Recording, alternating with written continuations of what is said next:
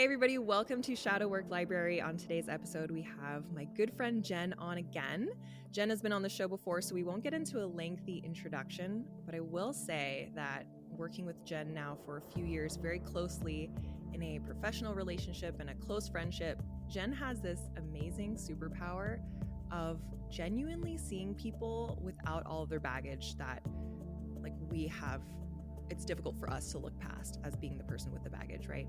And in this kind of work, so much of it is seeing the divinity and the perfection of the person that you're working with, so that there's none of this underlying resonance of victim consciousness or hero consciousness. You know, your clients can feel as if you're experiencing them not as they're broken, because if you experience them like that, then they'll stay there, right? So that's how powerful thought forms can be. Oh my gosh, I'm already getting ahead of myself. Jenn hasn't even said anything yet, and I'm being a terrible host. So welcome to the show, Jenn.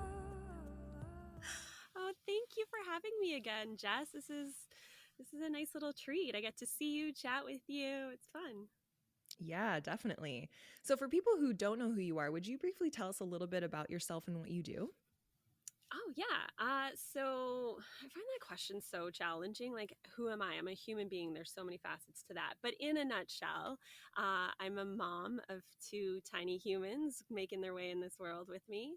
And I'm a lifestyle architect. So I offer coaching style support to my clients through their changes, transitions, and transformations in life. Beautiful.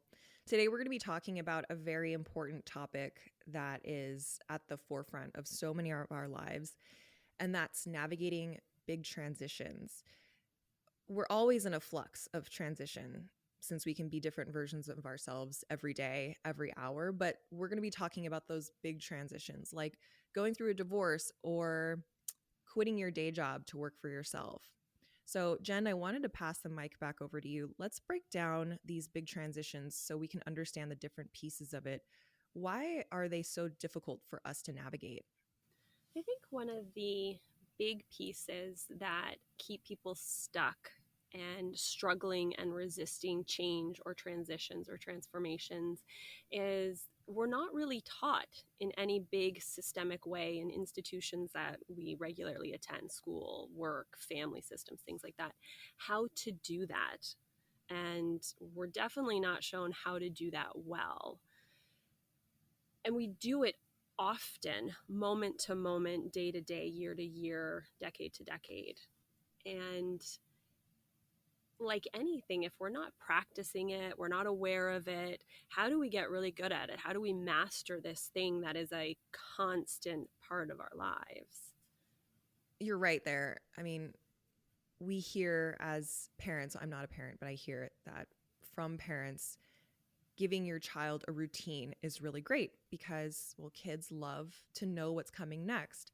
We're just big kids, and so we love to know what's coming next. And so when we encounter these giant transitions like going through divorce or changing your job or moving across the country, we don't know what's coming up, and this uncomfortable relationship with the unknown starts to spark, and that's when we can become more or less a less developed version of ourselves. My own personal experience, my professional experience has shown me that it usually starts with a lack of clarity and understanding of who we are in the current moment. Who have we grown into? Who have we become? What's real for us right now? And because we're not taught or encouraged to do that regularly, most of the people I work with are confused and stuck and spinning. They want something, they just don't know what it is because they don't know who they are to make that contrast, to move in that direction. So I think that's where the first bit of that gets a little bit tricky for people is the identity piece. Well, who am I currently to then know who I want to become, whether that's a parent, whether that's going from a corporate setting to an entrepreneur endeavor, going from relationship, being a friend to, leaving a friendship, leaving a family dynamic. There seems to be this discomfort around, even when you've identified you want to become this different version of yourself, to consider the things that will have to die that you actually enjoy in order to make that happen. I find that with myself when I'm choosing to commit to something that's a long-term goal that's going to take dedication and commitment. One of the shadows that shows up for me is, or one of my values that shows up that I'm afraid that I'm going to lose, is my freedom. And I think specifically around getting into business for yourself, that can come up quite a bit. It's like you have to choose more or less the thing that you're willing to compromise on. And I think some of it is like exploring what that might be once that happens, right? It's like we don't have to kill off a part of ourselves and never let it come back again. You can explore with choosing different life paths. Yeah, and that's stepping really into the unknown, trusting yourself. I think people get caught in wanting to have this perfect plan. They want to see and know, but there are too many unknowns. Going into business, okay, so I have this rough idea that I no longer want to work in an institution like primary health care, and I'm going to go in and start my own business. I know I want that, but what does that really look like? How can I start painting that picture, feeling that dream when I don't know it? I've not had that experience yet in my life. And that's where working with coaches or being connected to a really good community, co-working spaces, networking opportunities. So you can start having and exploring those conversations with people so that you can start putting those pieces together. And it's really taking that first next right step for you. It's knowing that there's a transition or a transformation coming, and I don't have to have the whole thing perfectly etched in my mind to know that I can take this next step, which is joining the co-working space or joining the networking group or connecting, or even just asking the question to a fellow entrepreneur, hey, how did you end up here? What was something really important and instrumental in that transition? So looking for and sourcing those allies, those resources. That's a really good piece of advice there, to talk to people who have already done it, to see how are we liking the life that they're living? What are some of the challenges that they're going through and some of the wins that they're experiencing? Is this really something that I want to do? How did you know that? So you left your day job a few years ago. How did you know that it was the right time after contemplating it for a while? I couldn't and wouldn't choose to do the same thing again. Like, it was taking a toll on me. Going into the office, doing the thing that I once loved without the passion, the desire, the excitement that I once had. And I knew that about myself. I knew enough about myself that I was okay with change and transitions and, being the phoenix in the fire, losing parts of myself and recreating myself. This was particularly challenging. There was two particularly challenging experiences in my life. One I've talked about on your show before was leaving my marriage. And then the other one was leaving this job that I did love. I worked with amazing people. I had great bosses. They created this environment where I could learn and grow. I could no longer deny, though, that that was not enough. There was more for me. And it was a disservice to my clients, my colleagues, the organization to remain there with the energy that I was bringing into it. It's like knowing that I'm here and I'm doing a good job and I'm getting along, I'm doing the things, I'm moving projects forward, but not with that energy that I once had. That's when I knew, like, I was really, really scared to do the other thing, but I was more scared to continue doing what I was doing, feeling the way I was feeling about it. This isn't a business podcast, but I think that this is an important topic to cover because so many people listening are leaving their jobs or are hoping to one day. And some have already pulled the plug on their day job. I was trying to find the right word for that. Yeah, I guess pull the plug would be, I don't know. Maybe that's a little insensitive. What would be a better one? Like pulled the pin. They're also violent. They decided, they decided to leave their day job and are starting their own thing now. And I think that one of the hesitations is not feeling resourced, not thinking you have the skills, or just straight up not having the skills. And so as somebody who, I mean, you were a true healer in the job that you were in. You were working in healthcare. And so you're doing similar work now, but on top of that, doing it in your own style and having all the other responsibilities of marketing and sales and admin and all those other things. How did you come to a place where you felt brave enough to seek out the resources you needed, or to learn some of these things on your own? I think one of the bravest things I ever did was reach out. I reached out to you. I reached out to my brother, to family. I spoke with other entrepreneurs that had a similar flavor of business that I was curious about. And I spoke and I was vulnerable. I shared, like, I'm scared. I'm scared. I've worked so hard to get to this job, which was, the benefits, the pension, the flexibility. Like, I got there and still it wasn't enough. So being vulnerable and saying that to somebody and sharing that fear and receiving what they were sharing back, which was a lot of encouragement, a lot of reality checks. It is exciting to be an entrepreneur, and it is flexible, and it is a hustle, and it is this. And, so really being able to onboard and sit with and share that experience with somebody else was important for me. Beyond the day-to-day of now being a business owner, one of the things I want to touch on and ask you about is how you preserve your energy working with clients every day and the business side of it. And then also being a mom to two little ones. How do you preserve your energy for them and show up for them just as bright as you do for the people that pay you? I take the time.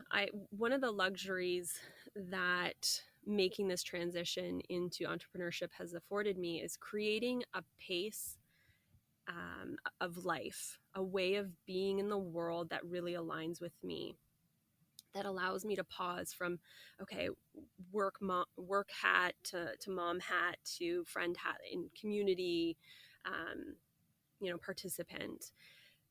I have the pace and I have the space to make those transitions. So when I'm with a client, I'm with my client for that hour or however long our session is booked for. And I ground myself. I have rituals. So I ground myself before a session. I transition after a session into what's next. I was really honest with myself. I really thought about that energy conservation, what I could give to my clients and what I needed to give for my kids and for myself to maintain my well-being and my equilibrium in the world. And I had to start making decisions based on that. So I could have 10 new clients a month and I would earn this, and that would be a metrics of success and reward for that. But knowing myself, 10 new clients a month, energetically, what I give to my clients would not be sustainable. There would be some give at some point. And after 10 years in public health, and then 10 years before that in public service, I was not willing to compromise the energy and the energetics that my kids received from me. That it was time now that myself, my kids, my family received that in equal portion, and if not in some degrees more. So it was starting to look at other ways to measure the reward.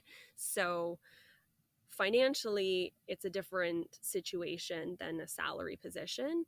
But when I'm standing up on a mountaintop with my best friend after hiking for, a walking meeting, it's like, okay, this is a measure for me. Knowing that I can transition from a client into parenting with this smoothness and this ease, that's worth something. And that's worth more than the previous checks and balances I had of benefits, pension, somewhat job security. Would you mind getting into some specifics around how you actually do this? So, like calendar wise, time wise, how do you actually logistically change hats? I sat with it for a long time. I considered, what is it that I wanted at this point in my life? I'm no longer 20. I'm no longer early 30s. Let's be real. So I'm a different person. Who have I grown into? Who have I expanded into? So sitting with that for a long time, morning routine, evening routine, writing, doing my cards, chatting with people, hiking, I like to be out in nature to think and process. So really getting a good sense of that, really feeling that alignment deep within, asking myself questions, waiting for the answers to come, sit with those answers, see how they resonate. And then it's doing the thing. It's okay. Like, I want time in nature. I want to move slower in my life. So to minimize that urgency where that limbic brain might get activated and I make poorer choices or maybe feel more scattered and frantic. I didn't want that anymore. I wanted to have that pace and that energy. So taking all that into consideration and then nuts and bolting it. Okay, so these are my expenses. This is how many clients I would need to achieve this, to maintain this. And energetically, I've, trial and error. I was able to figure out how many clients I could schedule in a day. My ex-husband and I are divorced, so I have these 2 evenings that I could take clients for accessibility. So it's really getting strategic. And it always comes back to checking in with myself. Does this work for me? Do I need to make little micro pivots along the way? And then considering that. So for me, I've blocked off my schedule in such a way that I can do morning drop off when I have my kids, and I can do pickup on the nights that I have my kids. And it's built right into my schedule. That's 30 minutes of decompression, breathing, maybe a walk around my property, or go into town a little earlier to decompress and think about, what am I going to do? How am I going to show up for my kiddos tonight? Like, what do we need to do? Like, there's lessons, or maybe we have to go grocery shopping, whatever it is. Really getting a sense of that so that I can start managing and planning and moving into those with more intention than I was previously. There's so much exploration around organization that needs to happen at the beginning. It's crazy. Wow, your process sounds really smooth. Working with you now, you've got it figured out pretty well. It took me a solid 5 years to figure that out. I knew that when I first started on my own that I would have a problem with overexerting myself. And that might be a common thing. Just from my experience, I knew that that would be a thing. And so every year I would get a passion planner. You know my passion planner. I used to never be without it. This is my first year where I don't have it because I've actually figured it out now. But I used to write down everything that I would do throughout the day. So Sunday to Sunday, it would be all these things that I wanted to get accomplished. And then I would highlight them with, is this self-care? Is this work-related? And I would realize that as the year went on, and I wish I had done these reflections more on a monthly basis, but my whole planner would be like green with work. And then I would change the color coding to go from self-care to like, okay, well, this is one client in green and this is one client in pink.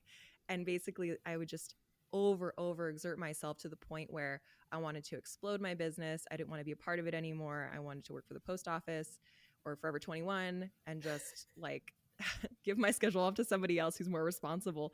But it took me 5 years to understand my energy needs, and it's just crazy. So if anybody is in this transition period, pay attention to the way Jenn did it, not the way I did it.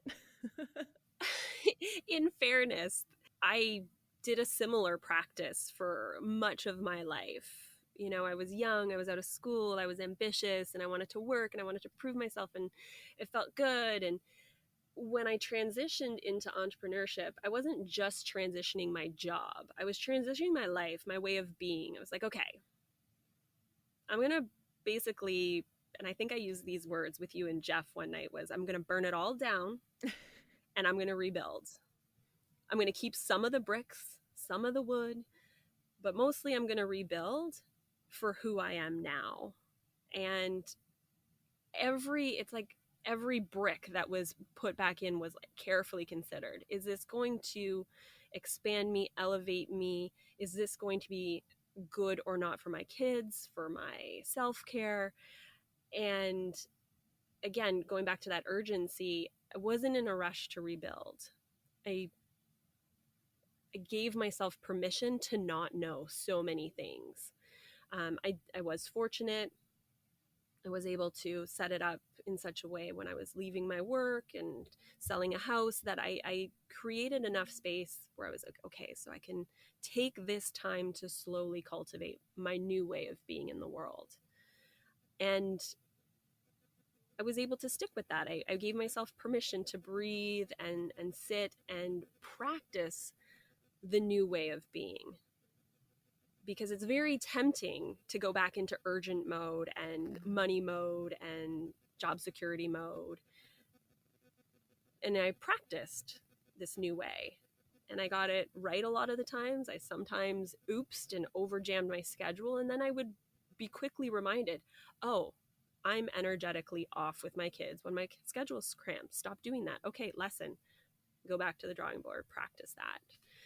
When you're working with clients, one of the things that came up for me as you were saying that was this dominance in being more in your masculine energy or your feminine energy. And I think it's common to be very in your masculine when you own a business.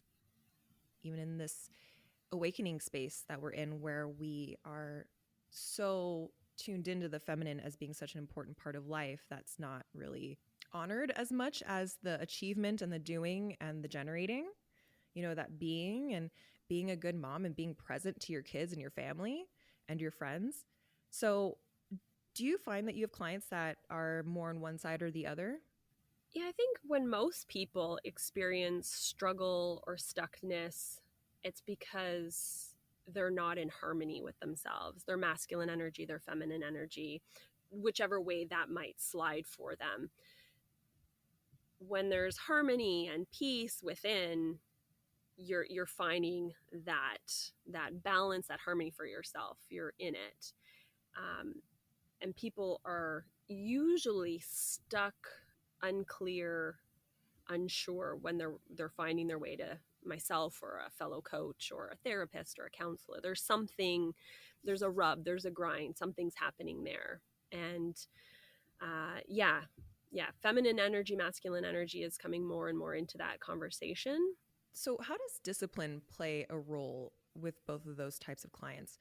One type of client who may be more in an unhealthy feminine, not really getting anything done, staying a little bit too spaced out, too unmotivated.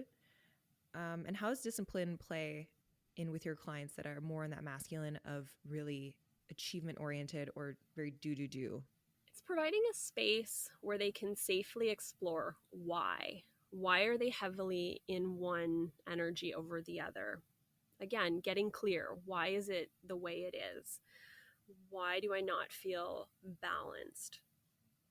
Often, for somebody like myself who's spent a lot of time in my masculine, is my personality type, my values, external reward systems. They really played into that. So I grew into that, and it proved beneficial for a lot of my life.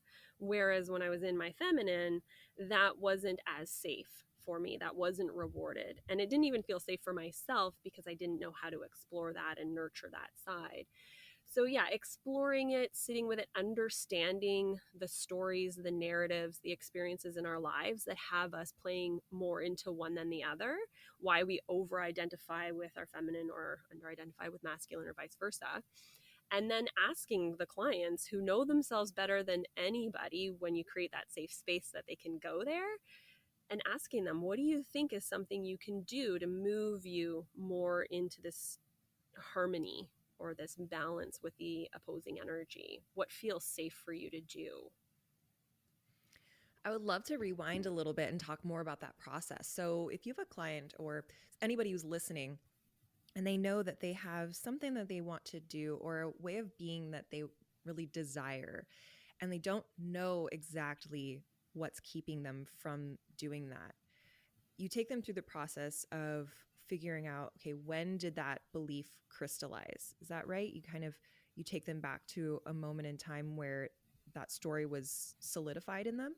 Yeah, so with story work, I will have them write out whatever comes to mind. So there's prompts about family and relationships and work and all these different prompts, and then they just write what comes up. And then as we go through them and they're reading me these stories or these memories, because the memories that affect us, impact us, are the ones that stick and then are recalled 20, 30 years later. And as they're reading through that, I can hear, the breath catch in their throat or their shoulders start to creep up. There's something there. So there's these physiological cues that I can pick up on and then lean into those gently with the client. Okay, what's coming up for you around that? And really just asking open-ended questions. Tell me more about that. And people will go there when you're asking, and they're being invited, and they're simply being witnessed without judgment. Tell me about that. Let's explore that. Oh, what's coming up for that? And then slowly, as they're, upregulating, we can then downregulate. We can relieve some of that tension that's caused around that. We can look at it as the current version of ourselves with a little bit more objectivity and distance between it, and write, literally and figuratively, write a new story of that experience. What effect does it have to have on you currently, if any at all? I know that a lot of people listening have gone through therapies. It's just a natural way of life as we're exploring who we are and why we are the way we are. And there are some people that can get stuck in over processing. So they have gone back to this memory. They remember of their mom and something weird happened, and now that's a limiting belief that really has them stuck in that. How do you help people, or how can they help themselves from over processing a memory and just then now remembering it and now reliving it? It really depends on the client and their willingness, and again, respecting their pace of moving through or navigating those memories. The important piece is for a client to get honest with themselves, to go to the places to be vulnerable and share, which I think doesn't always happen in therapy or, processing groups and things like that, because there's this piece that people sometimes feel like they have to hold back, this little guilty, shameful, embarrassing piece that they'll just hold back a little bit, so they're not fully showing up. They're not fully sharing that story, their experience of it, and the impact that it's had on them. So it's like this, this like little pebble. Like, so they've cleared out most of the debris. There's just this little stone that remains. And as long as that little stone's there, they're carrying it around. And sometimes people can, carry it around quite peacefully. But other times it's like a rock in your shoe. It'll just start to bug you and wear at you and show up in other spaces until you really get to it. Yeah, we were talking about vulnerability and communication the other day between you and I, and how prevalent that issue with being vulnerable, even in a place of talking to a therapist, how that's still there. Where do you think that stems from? This wanting to keep a little piece of yourself back, even though you're actively doing the work? I think because we still have a fear that we'll be rejected, or that we're putting ourselves out there to be seen, and somehow we're going to be rejected. We're not going to be part of the group or appreciated or respected or received. And I think that, turn that projection into a reflection, we're still not able to accept ourselves or see our worth and our enoughness in that. I'm glad you brought that up, because one of the things that you're really great at is celebrating wins. And if we were to backtrack a bit to go into that entrepreneur conversation again, you do this really well. You acknowledge, hey, I did something great, even though it's small and nobody cares and nobody saw it. Like, you have a practice for that. Could you explain to us the benefits of celebrating wins? And like, God, why don't we do that more often? Yeah. Yes, I am a celebrator.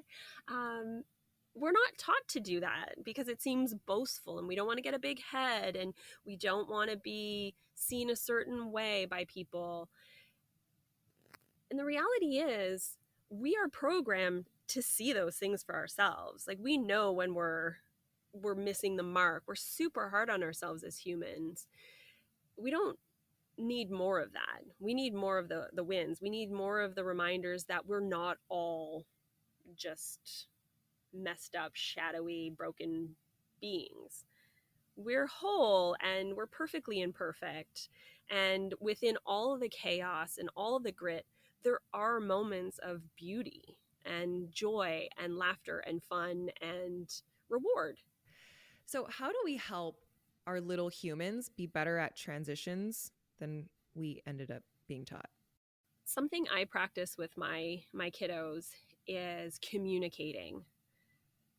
Okay, this week this month, this year, we have intentions as a family. Okay, so Archer, you're going to be 8, Jade, you're going to be 6, Mommy's going to be 39. This is where we are. We've been through a divorce and separation, a move, Jima died.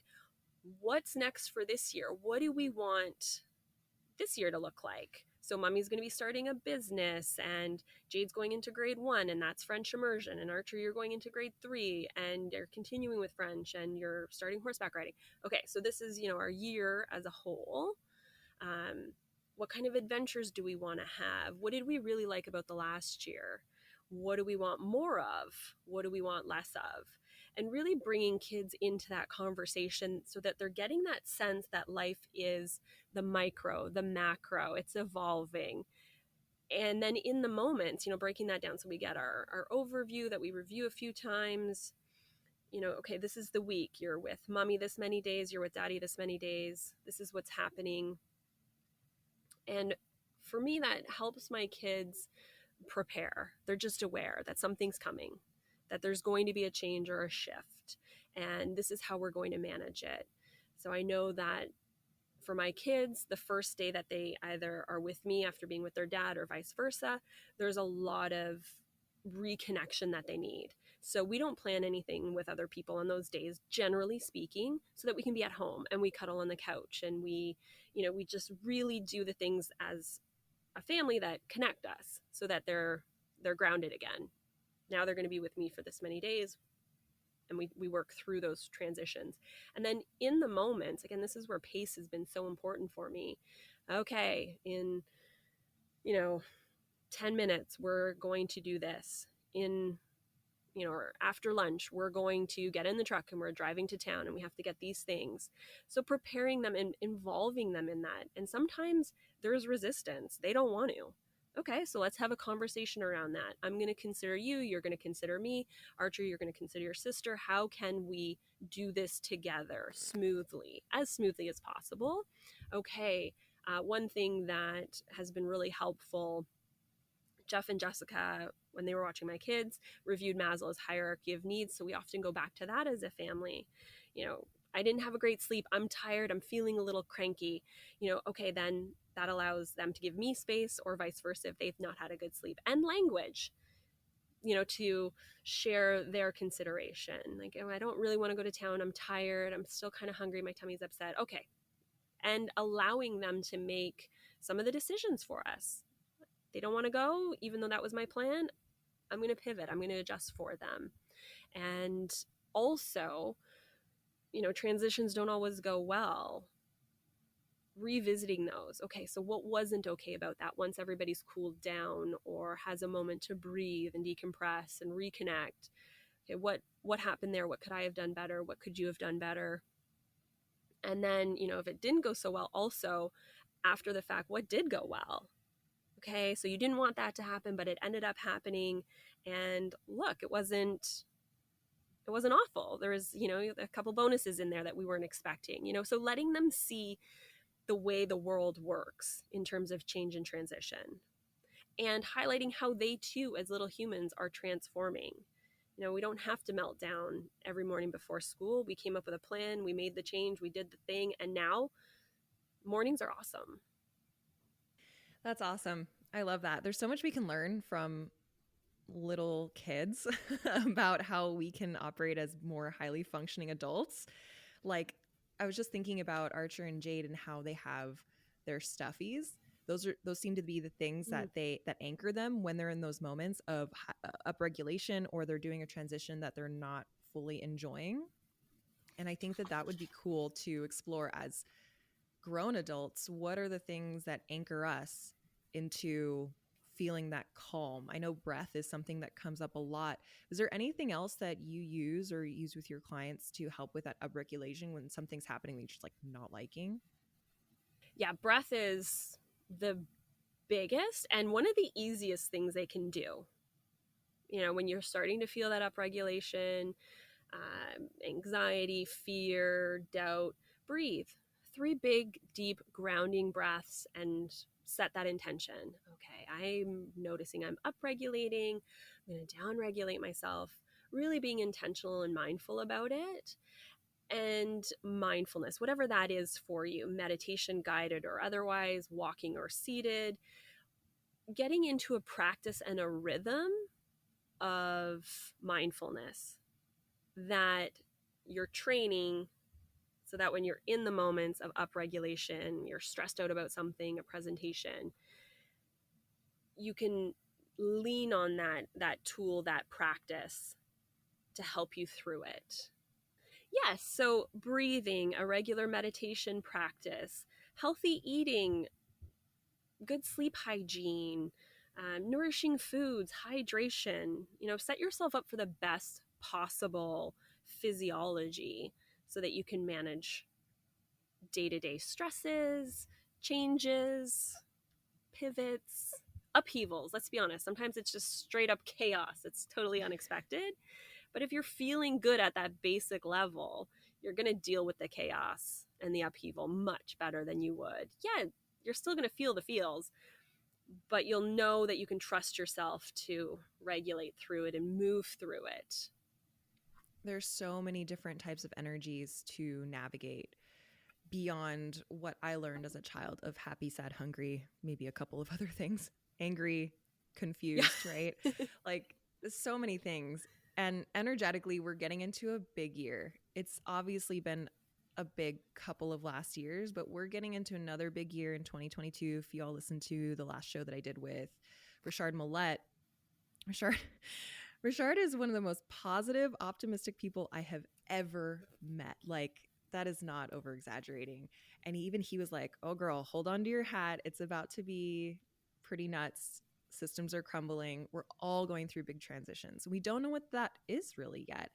And so there is this underlying resonance of confusion right now. And that's totally normal. It's a weird place to feel like you're at, but if you can feel safe in your body by doing the things that you had mentioned, sleep, hygiene, good light sources, good quality water, good quality food, if you can do those at the base level, even before you get into some of the self-work, because that can do so much to get us balanced and working more out of a place of love and harmony rather than fear and urgency and disease. So I think now would be a good time to talk about our retreat that we have coming up. So this is a 12-month retreat, virtual retreat, where we're essentially diving into the shadow work and so much more that harmonizes with the energies of the cosmos. So I love astrology, and I'm fairly certain that a lot of people listening also do. So one of the things that we're really liking about this new retreat that we have starting in January of 2022 is that every month we're going to be working specifically with the energies of that month. So let's say it's January. Collectively, whether you subscribe to astrology or not, we're generally feeling very determined and excited to want to plan long-term things. And we get our planners out and we set our New Year's resolutions and all that stuff. That's Capricorn energy. People all over the planet feel that. And while that's not the beginning of the astrological calendar, it has us playing into this idea of a new year. It's really neat how it works out.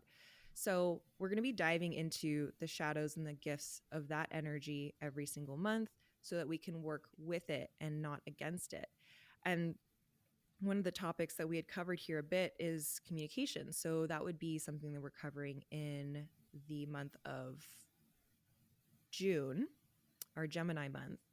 And so, Jenn, I was wondering if you could speak a little bit to some of the core language upgrades that people would be experiencing, just for an example, to see if they'd be interested in joining us for this. Okay, I will chat about core language upgrades in just a sec. I wanted to say, after you were talking about Richard's prediction for this upcoming year and the energetics behind that can be alarming for a lot of people. They're like, we've just, lived through what we've lived through with the pandemic and the global stuff. Don't want to sign up for more of that. What I want to remind people when that comes up is breathe, regulate, ground yourself. And this is where celebrating your wins comes in. You survived. You made it to this day. You lived through it. You can trust yourself. Look at those things. What did you do? How did you cope? How did you expand? What are some of the highlights and wins in all of that craziness? so that you're arming yourself knowing that you're going into this 2022 with skills and more of yourself that you can trust and rely on and lean into, even if it gets a little more chaotic or those energies get a little bit stronger and pull and push on us a little bit more. Thanks for mentioning that. I always forget to bring in the safety back into the conversation. Yeah, it's going to be a great year. It's a really exciting time to be alive. No need for alarm. It's more of a call to arms in some way, of just figuring out what you really value. And because the energies are so revolution oriented, what that basically means is there's something that hasn't been working for a long time. And whether that's systems and you want to get into government systems, that could be your thing. But it could be as personal as what systems in your life are not working for you. So it's such a foundational year. And if you're not doing this work, again, not to be alarmist, but if you're not doing this work and ridding yourself of the systems that aren't working for you, they're going to get rid of them for you. And sometimes that cosmic bitch slap can really hurt. So it's nice to have some of this predictive astrology in our toolbox, to not predict necessarily the events that are going to happen, but just to have some awareness around, okay, this is a year where more awareness around what I desire and what I like is so crucial, so that you can start to consciously and proactively build that rather than sit back and wonder what's going to happen. I love that. Yeah, proactive. You don't have to survive. You get to create. You get to have an impact, large or small, on the system you choose, whether that's family, friendship, work, like you said, political, schools. You get a choice, and that's a beautiful thing. It's a lot of responsibility, and I like working with people to help remind them that they can handle that responsibility. Yes. So did you want to get into the core language upgrades, or did you want to choose another month like October and relationships and what's in October? Attachment styles. Take us where you want to go. Well, I might be a little biased that I love all of them, all 12 months of topics to explore. Core language upgrades, I feel, was a game changer for me.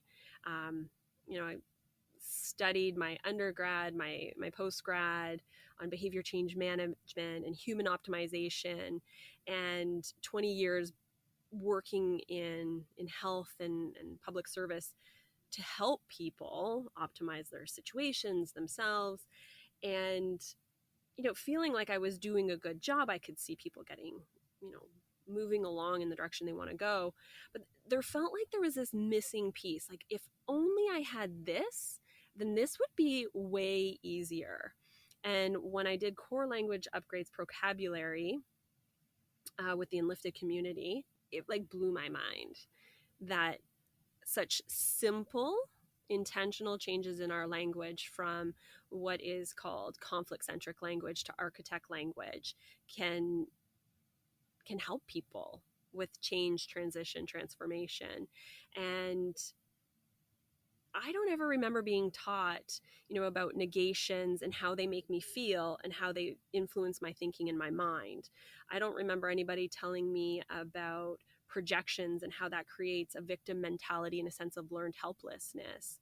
I don't remember the difference between active and passive language ever being mentioned to me as a life hack to move more smoothly through life. So that's a really cool month for me, because I get to chat about these more or less simple tools to implement that will change that feeling of stuckness and move you forward and understand yourself better and build that confidence and really guide you from surviving to creating your way of being in this world. I love that month. Yeah, communication is so key. Learning that for me also was a huge game changer. My life looked vastly different after I learned those super simple concepts. But like anything else, it required repetition and discipline and putting in the reps. Also, it's so funny. Now that we know this, we often joke that, you and I joke that it's like a curse. Like, you can't unhear how much conflict language there is in the world. And I'm like, okay, pink bubble of peace. This is fine. This person just doesn't know about this communication style. But oh, girl, like you would have known. This could help so many problems. It's kind of magical. It really gives us this tool to rewrite the stories and experiences to be more true for us, which helps us find that peace within. That brings me to one of my favorite months, the month of Piscean energy.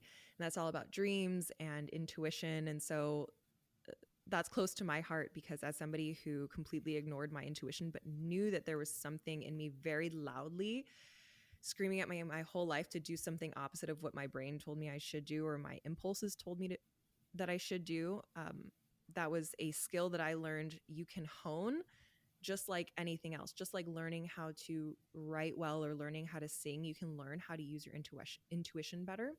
So another one of the months that really falls in well with the conversation that we've been having about transitions is that Taurus energy of May. And some of the shadow states of May or of Taurus that we may be feeling in May is this discomfort with the unknown and not wanting to do things because you don't know how it's going to feel. The gift states of Taurus is this sensuality and like loving being comfortable, which is a value in itself that we don't always honor. And so, Dr. Danielle, this is where she really thrives in helping us understand our nervous system. It's going to be a really fun retreat. I'm excited for y'all to join. It's a membership style, so nice, manageable monthly payments. And some of the things that we didn't talk about, or one of the things that we didn't talk about, are the community aspect of it. So, in your journey, in my journey, we wouldn't be where we were today without that synergy of working with other people and finding people that we really jive with. And things like this are the perfect way to find like-minded humans. Hey, if you're kind of into astrology and you're kind of into self-development, whether you're doing it for yourself or you're actually working with other clients, this is a great collective to be a part of. The Transformation Collective, I want to say that I was talking with somebody and they're like, what's coaching? Why would somebody want a life coach? Why would you work with somebody to help you through stuff? And I was like, well, we legit get instruction and information and education for every aspect of our lives. Here you have 3 coaches who have an extensive variety of tools that they've tried that work for them, that have worked for their clients, and they're coming and we're bringing it together and we're providing it to who's ever open, whoever is willing. And what's really, really cool about it is, you know, it's not a course on one thing. It's not a course on human design or goal setting. It's a course on so many things that you can take in little pieces and figure out how you want to integrate them into your life and your way of being at your own pace in a really cool community vibe. So if you guys want to learn more about that, it's open to anybody that's interested. You can find it at transformationcollective.org. I'll put a link to that in the show notes here. And we'll be starting in January. So if you're interested in joining, you can sign up now. Jenn, to close us out here, I'm going to ask you a question that our friend Zachariah Montgomery asks at the end of his interviews for our documentary. If there's any change you'd like to see in the world, what would that be? I would love for people to believe more and have more faith. You know, like a kid exploring the world. There's possibilities. There's different ways to see things. If you believe in yourself, if you believe in those around you, even when it gets hard and gritty and shitty and tough, that there can be more, it can get better. And believing is that sense of knowing what I can do to participate in that. And then the sense of faith that maybe you don't know all the things you need to know right now, but that doesn't mean that you won't learn it or see it or find it or experience it. Beautiful. Thank you so much. If people listening wanted to find out more about how to work with you or what you do, where could they find you? They can check me out at jennifermcmaster.ca, or they can follow me on IG at Jennifer McMaster _. Do you want to say that again? They can follow Yeah. me. That was good. Fuck.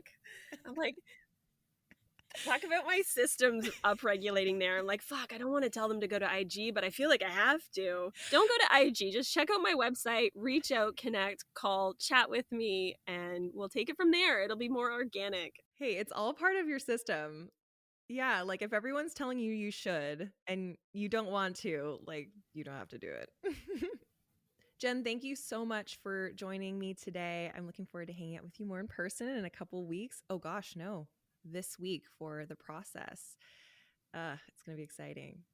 I am so excited to be part of the process again this year. 8 days cannot go by fast enough. And I'm not one to wish my life away, but I look forward to this so much. Awesome. Yeah, if I'll post a link to what we're talking about. Y'all might want to check that out. It's pretty cool stuff. All right, Jenn, I'll see you soon. You have a great day.